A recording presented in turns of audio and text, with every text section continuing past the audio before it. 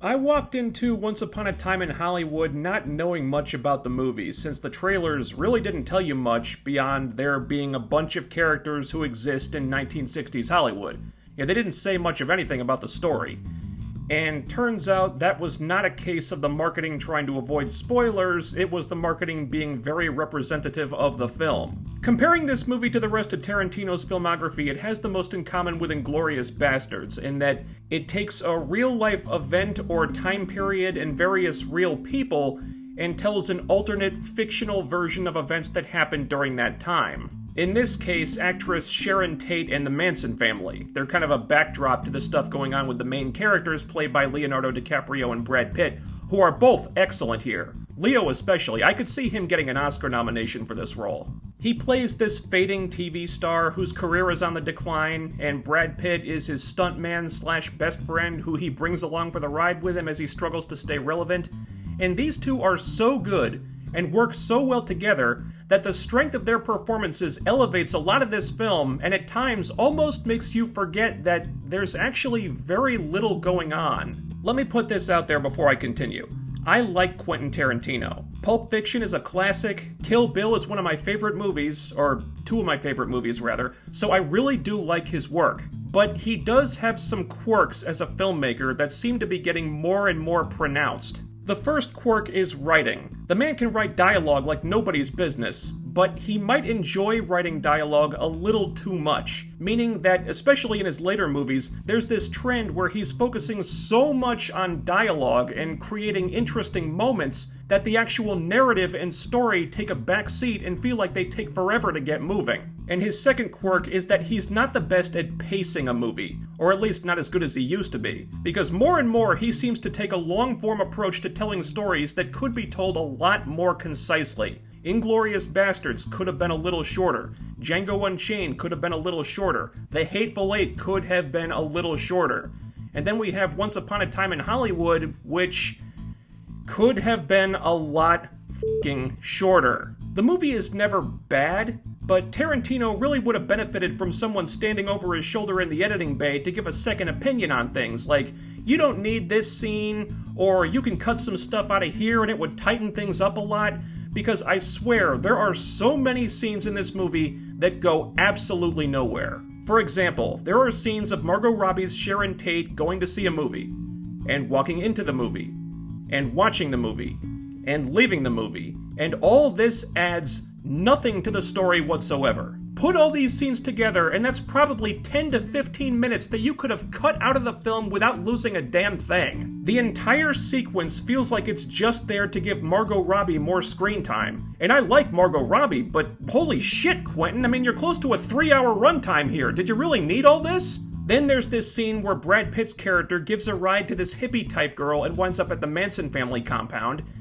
and it goes on, and on, and on, and on, and I keep telling myself as I watch this, I know this has to lead to something, and it does eventually, but not what it appeared to be leading to during the scene, and not in a way that justified spending nearly that much time on it. If this scene is 20 minutes long, you could have cut 15 minutes out of it, no problem. And I hate to say it, but there are a lot of scenes like that in this movie, where the writing is good, the acting is good, but the scenes themselves either don't go anywhere or take so long to get to wherever it is they are going that I started getting very impatient. And I wonder if even Tarantino realized this at some point and tried to correct for it, because there are two big chunks of the film that rely very heavily on narration as a storytelling device, which was awkward because the narration was barely present in the rest of the movie. It really gives the impression that he hastily cut those sections down from a much longer version, and it's not as smooth a transition as you'd expect from someone like him. And I guess it does speed up those sections a little bit, but for most of the movie, it's slow. Very, very slow. There's nothing really driving the plot.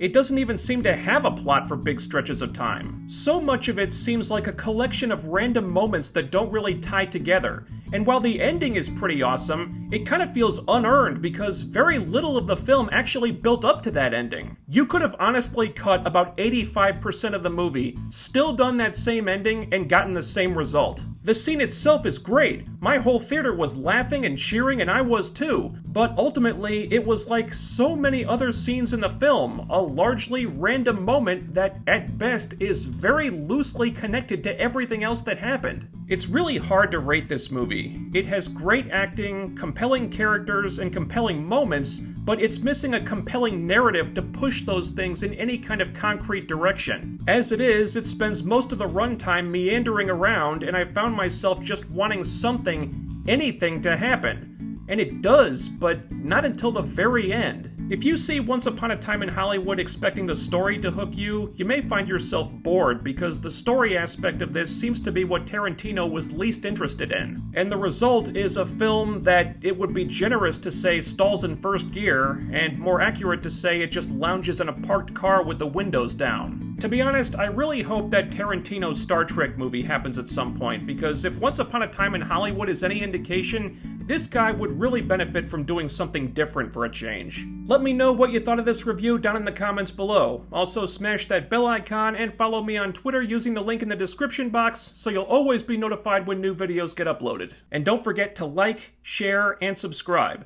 That's very important, because if you don't, then the YouTube algorithm is just gonna swallow this video up and... yeah, okay. So, this is the part of the video where I usually attack the algorithm with something from the movie, and I could do that here, but that would be a pretty big spoiler for the ending. So instead, I guess I'll just do this. Do all the things, you guys. Thanks for watching, stay tuned, and I'll be back real soon with more videos. Over. Out.